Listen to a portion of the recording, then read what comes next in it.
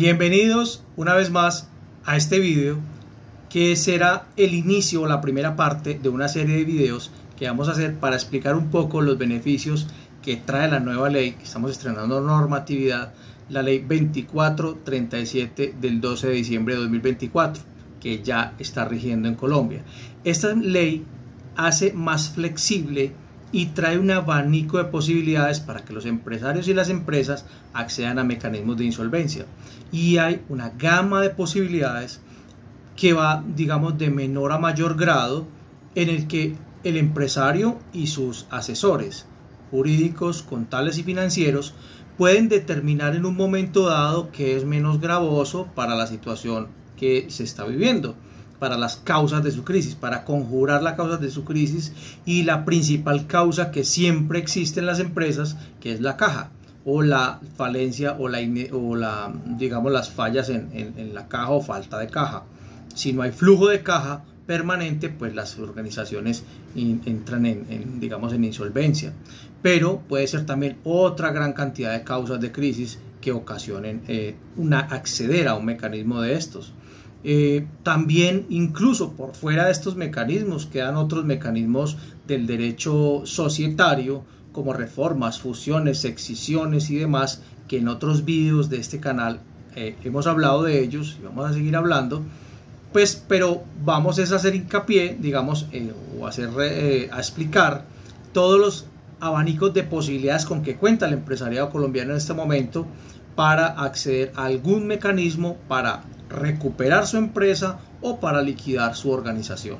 Entonces veamos, la ley 2437 del 12 de diciembre de 2024 deja permanentemente establecido lo que eran los decretos 560, 772 y algunos decretos reglamentarios 842 y 1332 que fueron emitidos o fueron promulgados en la pandemia en el 2020, que posteriormente, en octubre de 2023, fueron declarados inexequibles por la Corte Constitucional porque estaban incluidos o pretendían ser incluidos en una reforma tributaria.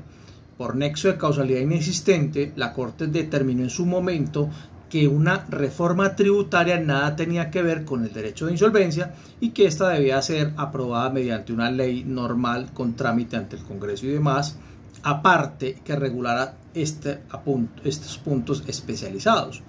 Entonces se volvió a presentar el proyecto de ley, se aprobó, incluso fue objetado en algunas partes por la Presidencia de la República. Recuerden que el presidente de la República puede objetar por inconstitucionalidad o por inconveniencia de las normas.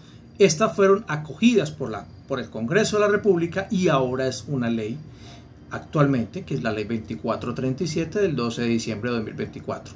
¿Qué dice esta ley? ¿Para qué se hace esta ley?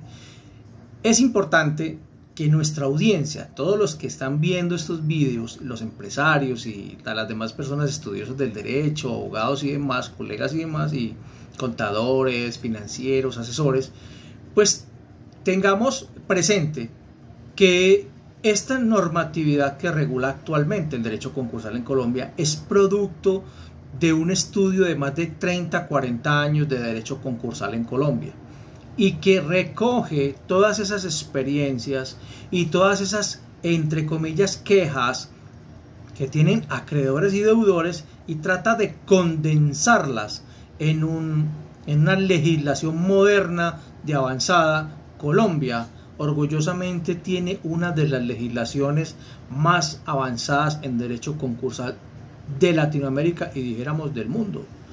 Entonces está alineado con los requerimientos y digamos, los consejos o digamos las directrices que dan la ONU, la OCDE, la INTAL, en fin, el proyecto CUNUCMI y todas estas entidades no gubernamentales que finalmente terminan por sugerir cómo se debe implementar las normas del Banco Mundial y demás. Es decir, cada economía debe contar con un sistema concursal, de derecho concursal, que ayude a recuperar las empresas porque entendemos que las empresas y los empresarios son el motor de una economía o de un país, de un desarrollo económico, financiero de un país, porque alrededor de una empresa pues se conserva el empleo, se conserva el crédito, se conserva la productividad, y ello pues ayuda y propende al crecimiento económico de un país.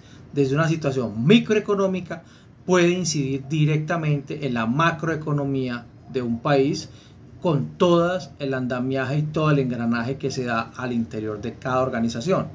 Por eso es que las organizaciones deben de tener su medicina para regular situaciones que a veces escapan a situaciones externas, de mercados, de competencia desleal, de contrabando, de una gran cantidad de situaciones de cambios en las divisas, de derecho cambiario, de políticas económicas, de decisiones políticas y de situaciones políticas que inciden en la economía de un país y de una empresa. Por eso es que los empresarios a veces se ven enfrentados, incluso de manera, pues nadie lo quisiera, nadie quiere una crisis, pero a veces se ven abocados a ella, y allí están las herramientas prestas para ayudarles a resolver. ¿Por qué digo que esta condensación se da en esta normatividad de todas estas experiencias durante 20, 30, 40 años de derecho concursal en Colombia? Porque es que pues habían unas herramientas que sí, que si bien eran muy viables y demás, pues a veces se hacían muy pesadas, porque entonces prácticamente se resumían en tres: las reorganizaciones judiciales de la ley 1116 de 2006, la liquidación judicial y los mecanismos de convalidación de acuerdos privados del artículo 84 de la ley 1116 de 2006.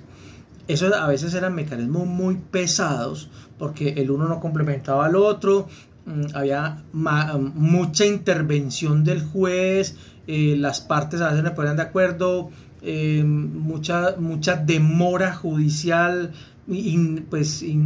nadie quiere que se demore un proceso, pero realmente a veces no daba abasto. Entonces, para efectos prácticos, usted presentaba una reorganización y a los 4 o 5 meses lo estaban admitiendo cuando ya estaba prácticamente en liquidación. Entonces, la idea es hacerlo más expedito, más asequible, que haya una administración de justicia más cercana al empresario, para que se preserven las organizaciones, para que no hayan despidos masivos, para que se protejan derechos de los proveedores, de los trabajadores, de los alimentos en favor de los menores de edad, de las pensiones, de muchas cosas sociales a través de la empresa y a través de estos mecanismos. Entonces, partamos de la base de que estos mecanismos de insolvencia no se han diseñado para defraudar a acreedores, porque hay muchas protecciones de los acreedores, como veremos en estos videos. Protege mucho la ley. Voy a hablar mucho de la protección que tienen frente a los acreedores esta ley y todas estas normatividades que se complementan unas a otras. Pero veamos, en este primer video vamos a hablar acerca de, digamos, de los mecanismos de acceso expedito a este tipo de procesos. Vamos a dar un repasón así como de todos los procesos que existen en el proceso concursal, en el derecho concursal, y vamos a hablar un poquito de algunos mecanismos de recuperación, y en otros vídeos iré explicando paso a paso cada proceso. Entonces, digamos, para todos aquellos que quieran acceder a estos estudios o a este grupo de estudio, pues recuerde seguirnos, darle like si te gusta este contenido, suscríbete a nuestro canal y recuerda seguirnos. Estamos en YouTube, estamos en Instagram y estamos aquí en YouTube, para que tú nos sigas y para que, si te gusta este contenido, lo compartas, por favor. Bien, le agradecemos a todas las personas que nos siguen, que hacen comentarios, que hacen preguntas. Muchas gracias. Hemos tratado de responder todas las preguntas en todos los vídeos. Hay muchas que no abarcamos por tiempo y por una gran cantidad de cosas, de ocupaciones, pero que tratamos siempre de coayudar en todo lo que nos preguntan. Bien, entonces veamos de qué se trata esta nueva normatividad. Dice: el señor empresario, si usted va a acceder a un mecanismo de insolvencia, acceda de manera expedita, que la intendencia que le va a revisar su proceso no le practique un principio de auditoría, sino uno de completitud, lo cual no quiere decir que si usted, señor empresario, va a acceder a un mecanismo de estos, descuide todos los requisitos que exige el presentarse el plan de negocios, el flujo de caja, todos los requisitos, los estados financieros y todos los requisitos que en otros vídeos hemos hablado de cuáles son los requisitos para acceder o que contempla el artículo 13 de la ley 1116 de 2006. Veamos, no se deben descuidar, pero la ley lo que le está diciendo es, como usted a veces tiene que acceder a estos mecanismos rápido, pues entonces acceda y primero evalúe con sus asesores, y aquí es muy importante el papel del asesor jurídico, financiero y contable, porque es los que le van a decir, a determinar, ayudar a determinar, a pensar al empresario cuál de todos estos mecanismos le sirve, porque entonces tenemos muchos abanicos, por ejemplo, y hago un paréntesis antes de seguir con el acceso expedito a los procesos de reorganización y insolvencia. Entonces tenemos, el abanico es reorganización judicial ordinaria, que es para empresarios o empresas que tengan activos de mayores a 5.000 salarios mínimos. Reorganización abreviada, para aquellos que tengan hasta 5.000 salarios mínimos o menos de 5.000 salarios mínimos en activos. La liquidación ordinaria, los de más de 5.000 salarios mínimos en activos. Liquidación judicial simplificada, las de menos de 5.000 salarios mínimos o hasta 5.000 salarios mínimos en activos. Los NEAR, que son las negociaciones extrajudiciales, que se puede negociar con una sola categoría incluso de acreedores y que tiene otras situaciones, que dista mucho y difiere mucho de muchas situaciones que vamos a comparar después de lo que es un NEAR, negociación de emergencia, que conduce a una reorganización, y lo que es una reorganización judicial o abreviada. Y hay muchas diferencias, por eso hay que saber escoger. También estarán presentes los PRES, que son los mecanismos de recuperación de los empresarios en las cámaras de comercio, y que también acoge a personas jurídicas, por ejemplo, que no ejercen el comercio, que están excluidos del régimen de la ley 1116, el artículo 3 lo habla bien, quienes están excluidos. Esos que están excluidos, que no tenían régimen de insolvencia, pues pueden acudir. Si no tienen un régimen de insolvencia especial, por ejemplo, las entidades sin ánimos de lucro, las JAL, todo ese tipo de personas jurídicas sin ánimos de lucro, pues pueden acceder a un mecanismo de recuperación ante las cámaras de comercio con un mediador y demás, y ya lo explicaremos cada proceso, en qué incide el uno y en qué incide el otro.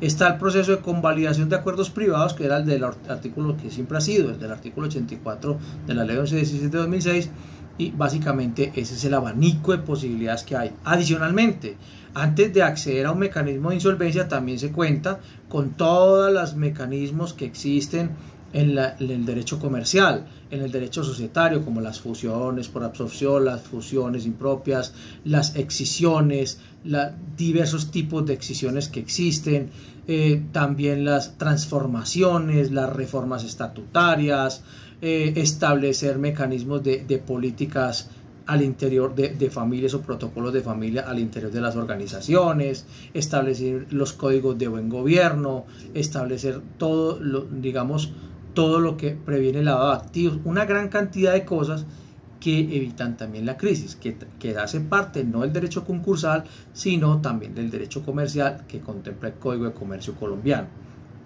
y que vamos a estar hablando de todas esas figuras a lo largo de varios videos. Y en otros videos de este canal usted pueden encontrar información acerca de ellos, especializada. Entonces veamos, vamos a ir por partes. Este primer video les propongo que exploremos un poco con qué mecanismos cuenta el empresario de los que ya quedan establecidos en la ley 2437 del 12 de diciembre de 2024. Entonces veamos, primero que todo, artículo 2 es un mecanismo expedito. Entonces en ese sentido dice precisamente la ley, habla de que el juez del concurso no realizará auditoría sobre el contenido o la exactitud de los documentos aportados, ni sobre la información financiera o cumplimiento de las políticas contables. Cantidad de procesos los devuelven por eso. Entonces simplemente lo que va a revisar es la completitud de los mismos, lo cual será responsabilidad exclusiva del deudor y del contador y el revisor fiscal, en el caso que requiera revisor fiscal, que sea una organización que tenga revisoría fiscal, porque sus activos y sus ingresos lo digan así. Ahora bien, sí se podrá exigir que se certifique o que se dé pida un certificado de que se lleva la contabilidad regular y verificar la completitud de la documentación. Eso lo que hace es que, en efecto, en términos prácticos, un empresario se presentaba a una reorganización y se demoraba 4 o 5 meses para acceder a un trámite de estos, y pues ya la persona estaba en liquidación, la sociedad estaba ya asfixiada. Entonces, de lo que trata la normatividad es de que el empresario tome decisiones a tiempo. Mire que estos mecanismos que se establecen van de menor a mayor. Por ejemplo, un NEAR podría ser escogido en una situación de que no es tan grave o que no es tan coyuntural el tema, y que se requiere de pronto negociar con un grupo o una categoría de acreedores solamente, y no decirle a nadie más nada acerca de la crisis, aunque hay que notificar a todo el mundo y finalmente todo el mundo termina dando cuenta, pero no tenemos que incluir a otras categorías. Entonces, dependiendo de la necesidad o de la problemática, que es muy individual de cada organización, pues escogerá uno u otro mecanismo. Entonces, en conclusión, el acceso al mecanismo, a los mecanismos de insolvencia, pues hace más expedito. No obstante, pues si le faltan algunos requisitos para presentarse y para ser admitido, lo que va a hacer el juez del concurso es admitirlo, y en el auto admisorio va a decirle todo lo que tiene que corregir y le va a dar 5 días para que lo haga. O básicamente eso es lo que ocurre en la práctica. Y también hay unas sanciones, una advertencia de so pena de las sanciones que haya y del control de legalidad que le pueda hacer el juez de concurso. Entonces, así sea nomás completitud y no auditoría, es como si le hicieran auditoría, porque hay que presentar todos los documentos en regla, pero es más laxo y se accede más fácil al mecanismo. Entonces, dentro de los mecanismos establecidos en esta ley 2477 tenemos mecanismos de alivio financiero y de reactivación empresarial. El artículo 3 dice que en los acuerdos de reorganización se podrán incluir disposiciones que flexibilicen los plazos de pago de las obligaciones, pagos a los acreedores de distinta clase de forma simultánea o sucesiva, y mecanismos de alivio financiero y reactivación empresarial que cumplan con las siguientes condiciones. Entonces habla un mecanismo para acceder a la financiación y para resolver la crisis de una empresa. Puede ser la capitalización de pasivos, y ocurre mucho en empresas que estamos asesorando. Incluso puede que llegue un tercero acreedor y diga: mire, yo quiero ser socio suyo. Increíble, pero cierto. Hay empresas, por ejemplo, yo asesoro reorganizaciones donde son empresas que llevan 30 años en el mercado, y que quiere llegar un acreedor y decirle: vea, usted, deudor, me debe 1.000 millones de pesos. Esos 1.000 millones de pesos yo los voy a capitalizar y a cambio usted me da acciones. Entonces se pueden capitalizar pasivos. ¿Cómo se hace eso?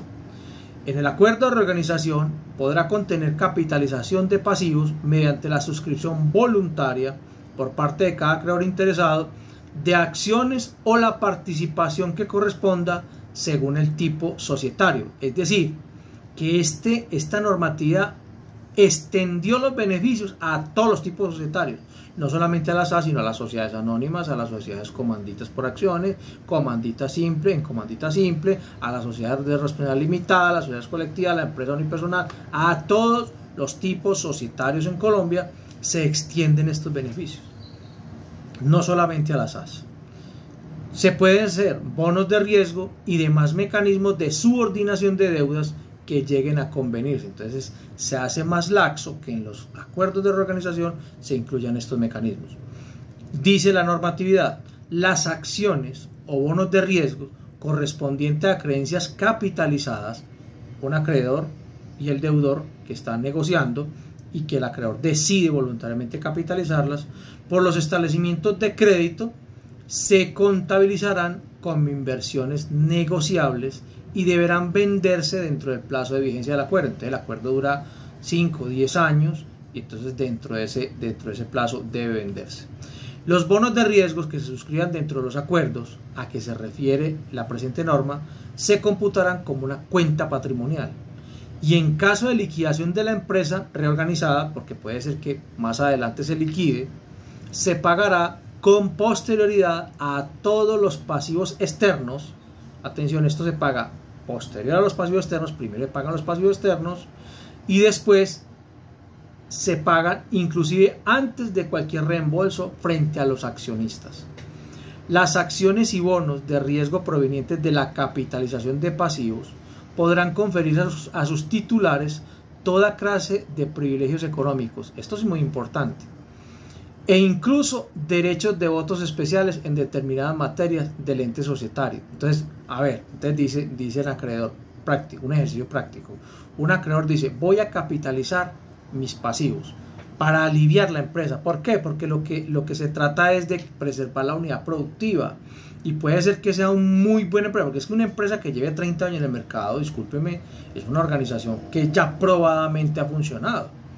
Y puede ser que tenga un problema de caja tremendo y entonces necesite un oxígeno grande y alguien le cree y dice, yo quiero ser socio suyo y lo voy a hacer a través de una capitalización de acreencias. Mejor dicho, mi participación va a ser esos 1.000 millones o 2.000 millones o 300 o 100 o lo que le deba.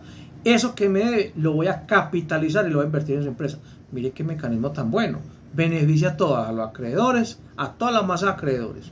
Y lo beneficia al acreedor mismo que está capitalizando porque le da unos beneficios especiales. ¿Como cuáles? Porque alguien dirá, sí, ¿y cuál es la contraprestación? Pues miren, la contraprestación es que tiene privilegios económicos y tiene, por ejemplo, acciones privilegiadas con voto especial para determinadas materias que decían en el ente societario, así como el derecho a un dividendo o remuneración mínima y preferencial, es decir, tiene dividendos casi que fijos y tiene una remuneración preferencial, es decir, antes que pagar al resto, si es que se va a pagar en algún momento dado, se va a repartir en algún momento algún dividendo, se pagaría de preferencia al acreedor que capitalizó una acreencia. Entonces mire que tiene un beneficio tremendo, siempre y cuando tales prerrogativas sean obviamente aprobadas por el máximo órgano social del deudor, que es la asamblea de accionistas, y cuando también se haga el acuerdo, pues hay un comité de acreedores que también aprueba cosas y que también vigila, que hace una devedor de que se cumplan los acuerdos conforme a la ley y a los estatutos. No se puede salir de ahí, ¿cierto? El límite es la ley, los estatutos y el orden público. La emisión y la colocación de las acciones y bonos de riesgos provenientes de capitalización de créditos será suficiente la inclusión en el acuerdo del reglamento de suscripción. No hay que hacer mayor cosa. Si usted lo hace, si usted va a emitir, va a hacer una emisión o colocación de acciones por fuera de un proceso concursal, usted tiene que llevar unos requisitos adicionales. Dentro de este proceso concursal, usted lo puede hacer en capitalización de pasivos con unas situaciones más asequibles y con unos costos más reducidos. Por ejemplo, cuando los bonos provenientes de capitalización de crédito será suficiente la inclusión en el acuerdo del reglamento de suscripción, de colocación de acciones, y en consecuencia no se requerirá trámite o autorización alguna para la colocación de títulos respectivos, en tanto que la de por fuera sí requiere autorizaciones. Y el aumento de capital podrá ser inscrito sin costo. Vaya usted, haga un aumento de capital por fuera de un proceso de estos y verá lo que le cuesta en la Cámara de Comercio. Aquí le dicen, no, venga, como se usa en un proceso de reorganización, no le cuesta esa inscripción en el registro mercantil de la Cámara de Comercio competente, que se deberá acompañar con la copia del acuerdo y el certificado del representante legal y el revisor fiscal, y en su defecto del contador de la entidad, o sea, el deudor, sobre el número de títulos suscritos y el aumento registrado de capital. Entonces miren que se pueden hacer aumentos de capital allí.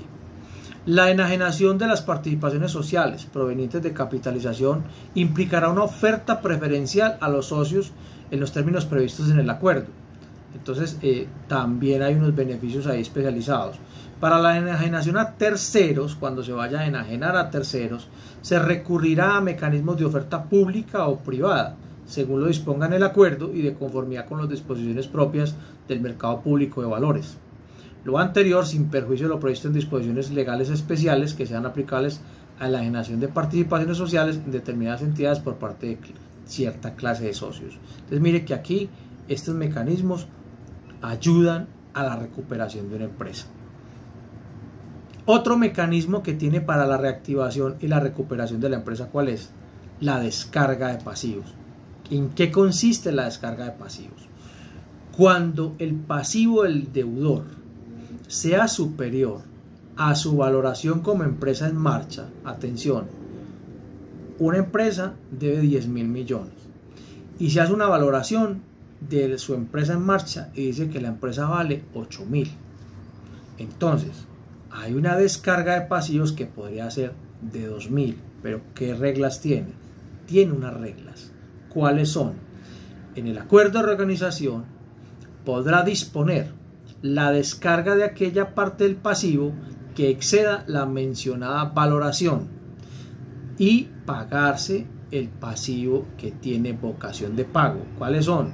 Los créditos laborales, los créditos fiscales, las pensiones, los créditos, los derechos de alimentos en favor de menores, niños, niñas y adolescentes, los créditos privilegiados o garantizados, que son las prendas o las garantías mobiliarias, las garantías hipotecarias, los proveedores y para de contar. Esos son los acreedores con vocación de pago. Entonces, se hace en la graduación de créditos, estos son los acreedores con vocación de pago, se hace una valoración de la empresa en marcha y esa valoración debe reunir unos requisitos y hay unos métodos para hacerlo. Entonces, ¿cuáles son los requisitos para acceder al mecanismo de descarga de pasivos? 1. Estar acompañado de una valoración elaborada mediante una metodología generalmente aceptada, no es cualquiera que se invente, una metodología generalmente aceptada y que cumpla con todos los requisitos señalados en el artículo 226 del Código General del Proceso. Esos son como 10 numerales en el que una entidad experta en valoración de compañías en marcha va a decir el valor de la empresa es este. Y los demás integrantes, acreedores y demás también pueden hacer valoraciones de la empresa y decir no, ese no es el valor y objetar el peritaje y demás. Entonces, pero se puede acceder a este mecanismo, queda establecido en la legislación permanente. Otro requisito para la descarga de pasivos: debe ser aprobada por una mayoría de acreedores externos. Recuerde que hay acreedores internos, externos y vinculados. Los acreedores vinculados son los que están determinados en el artículo 24 de la ley 1116 de 2006. ¿Quiénes son ellos? Los que tengan hasta el 4º grado de consanguinidad, que estén relacionados con la empresa del empresario, o afinidad o civil, y los que hayan sido socios durante los últimos 5 años de las mismas sociedades, o que hayan sido representantes legales los últimos 5 años entre sociedades entre sí, y los grupos de controlantes y subordinados o grupos empresariales entre sí en los últimos 5 años. Esos son acreedores vinculados y se deben entre sí. Entonces, esos acreedores vinculados, tanto como los acreedores internos, que son los socios, lo que se le da a los socios, como los acreedores externos, son 3 tipos de acreedores. Entonces, la votación tiene que ser por el 60% de los acreedores externos y taxativamente la ley determina que se excluirán los acreedores internos, no votan o no se tiene en cuenta el voto para el 60%, ni los acreedores vinculados. ¿Listo? Entonces, la transparencia está aquí porque entonces alguien empieza a criticar, no, eso es yo con yo, los vinculados con, claro, los mismos vinculados de los grupos empresariales le votan positivo. No, aquí para la descarga de pasivos, como va a haber un beneficio, como se los dije, y el ejemplo puede ser más teso, o sea, puede ser que la empresa que deba 20.000 millones y la empresa valga 8.000 y se van a descargar 12.000, ¿cierto? Se van a pagar a los acreedores con vocación de pago, pero va a prevalecer la empresa. Ojo, atención. Y entonces alguien dirá, y entonces los socios, ¿qué? Ahora le digo lo que le pasa a los socios.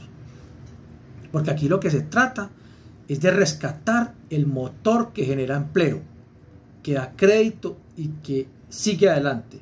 Ese vehículo llamado sociedad o empresa, comunidad productiva.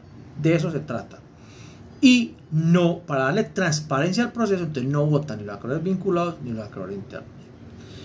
Y debe haber una mayoría del 60%. ¿De quién? De los acreedores externos. Si ellos dicen que sí, le creen a la organización y va para adelante. Otro requisito para la descarga de pasivos: no afectar los derechos de los acreedores laborales, ni de los pensionados, ni de los alimentos de menores, de niños, niñas y adolescentes.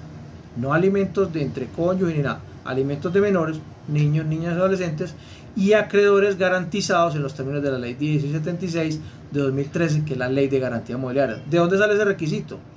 De la sentencia C-145 de 2018 de la Corte Constitucional, que declaró exequible unos artículos de la ley 1676 de garantías mobiliarias, que dijo que bien pueda acreedor hipotecario o garantizado páguese, eso sí, siempre y cuando haya más bienes para pagar y garantizar los derechos de alimentos en favor de niños, niñas y adolescentes, pensiones, cuando exista pasivo pensional, y los laborales y las prestaciones laborales. Si esos están cubiertos, páguese su garantía. Si esos no están cubiertos, espere que de pronto tenemos que compartir. Entonces, ese es otro requisito, que se observe eso. Mire que ahí la ley pone a salvo a un grupo de personas o a un grupo vulnerable. Listo, que siempre han dicho muchos trabajadores, no, ya, reorganización, no nos van a pagar. No, sí les van a pagar. Esta ley vela por sus derechos. Como acreedor, disponer, atención, otro requisito, disponer la cancelación sin contraprestación, no hay contraprestación, de los derechos de accionistas o socios. Dice, ¿cómo así? Entonces se cancelan los derechos de socios. Claro, porque usted se va a descargar de una parte de los pasivos, no los va a pagar y va a seguir su organización adelante. Entonces, unas por otras. Y otro requisito, señalar la nueva estructura del capital social del deudor, indicando qué acreedores hacen parte del pasivo interno, el valor nominal y el número de sus participaciones. Esos son los requisitos para acceder a ese otro mecanismo denominado descarga de pasivos. Otro mecanismo de financiación y de recuperación, pactos de deuda sostenible. Esto es más que todo para entidades financieras, para reperfilamiento de la deuda.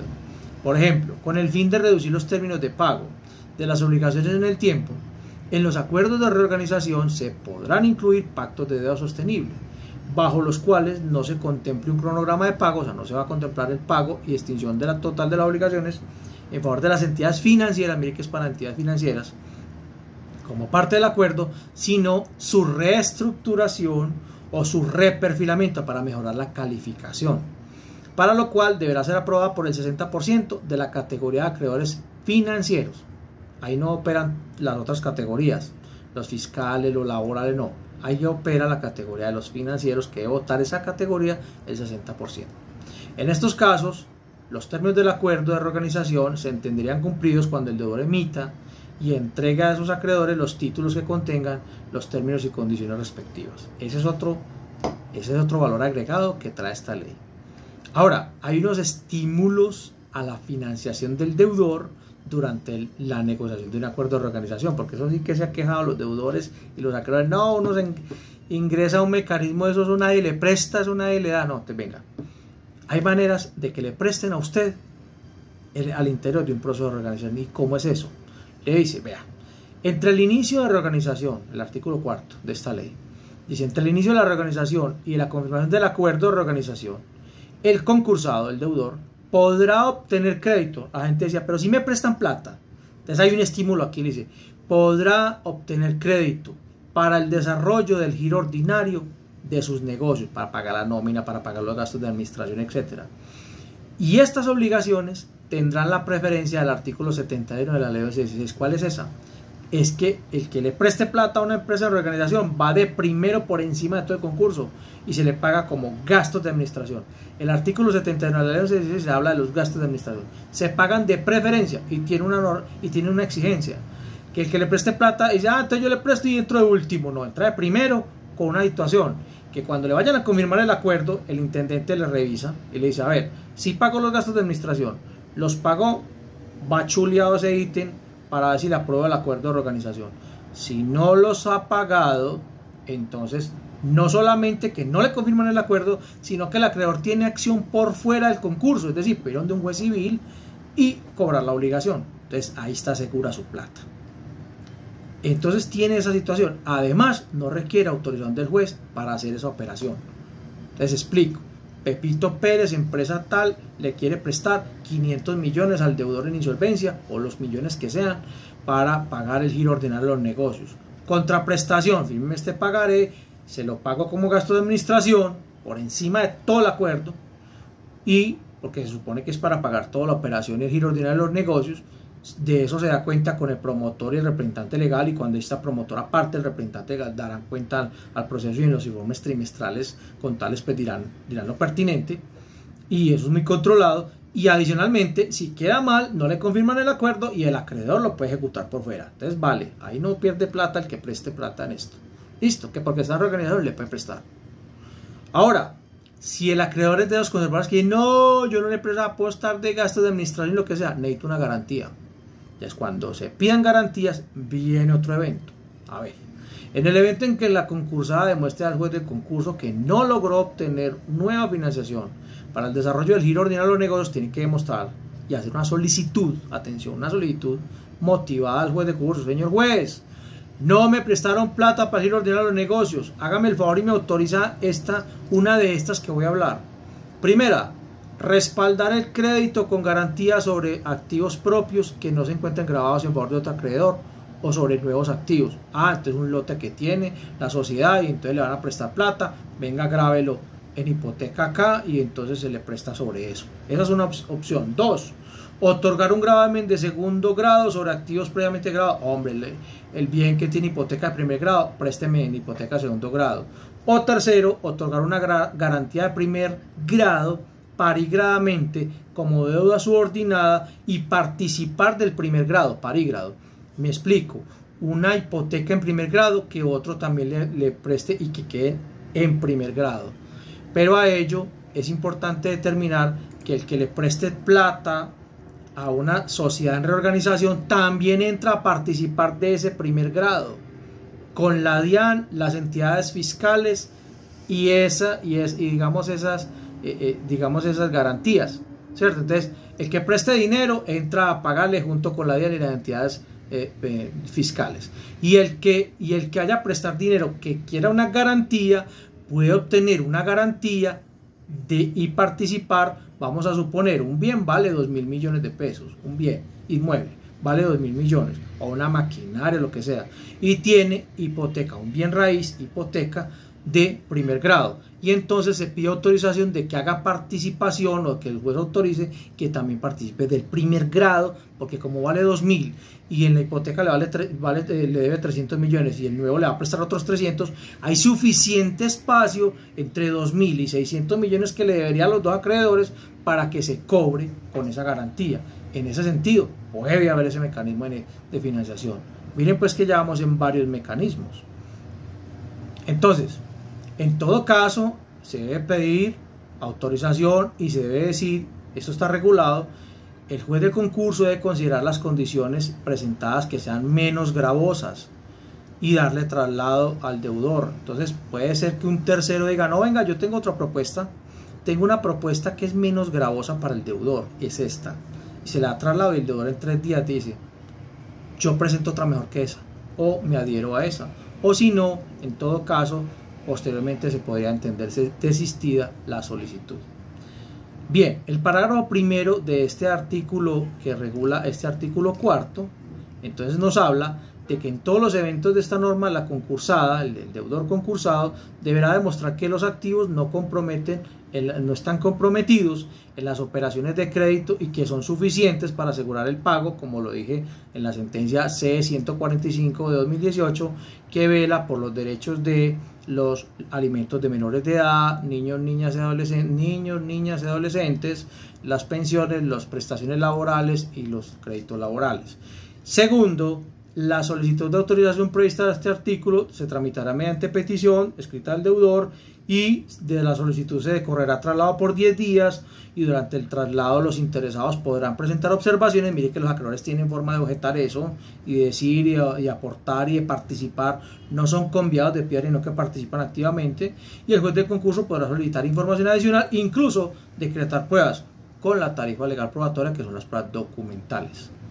Bien, y finalmente la DIAN, y a efectos de preservar la empresa y el empleo, la Dirección de Impuestos DIAN y las entidades del Estado podrán hacer, atención, podrán hacer rebajas de sanciones, de intereses y de capital. Usted le dice a la DIAN, rebájame el capital, y dice, ni loco, no se puede, no puedo, no hay norma que me lo permita. Aquí se lo permite. Le permite decirle, señores DIAN, yo le voy a pagar este acuerdo y usted me rebaja sanciones, intereses y capital, y las otras entidades del Estado. Y las acreencias de primera clase en favor de estas entidades públicas quedarán subordinadas en el pago dentro de dicha clase respecto de las acreencias que mejoren su prelación como consecuencia de la finalización de la empresa de reorganización por parte de los titulares de acreencias afectas al concurso. Quiere decir que como están de primero están los gastos de administración y vienen de primero las entidades fiscales, quien preste con el artículo 41 de la ley 1116 y pase a ocupar el primer lugar va a compartir deuda subordinada con la DIAN, las entidades públicas y el que prestó plata al interior del concurso. ¿Listo? De primero queda. O sea que se va a convertir en un buen negocio prestarle plata al deudor en insolvencia. Vean lo que tanto criticaron. Bien, hasta acá, para no atosigarlos con más temas, hasta acá esto de la financiación y de salvamento empresarial. En los próximos vídeos vamos a hablar de otras situaciones que pueden ayudar bastante al empresario. Ya verán todos los mecanismos tan importantes. Recuerda seguirnos. Si quieres una consulta conmigo, separa tu cita en el 317-572-9671. Estamos en Bogotá, Medellín, Cali, Barranquilla, Cartagena. Atendemos a nivel nacional de manera virtual y presencial en algunas ciudades para casos de insolvencia de este tipo. Felicidades. Gracias por seguirnos.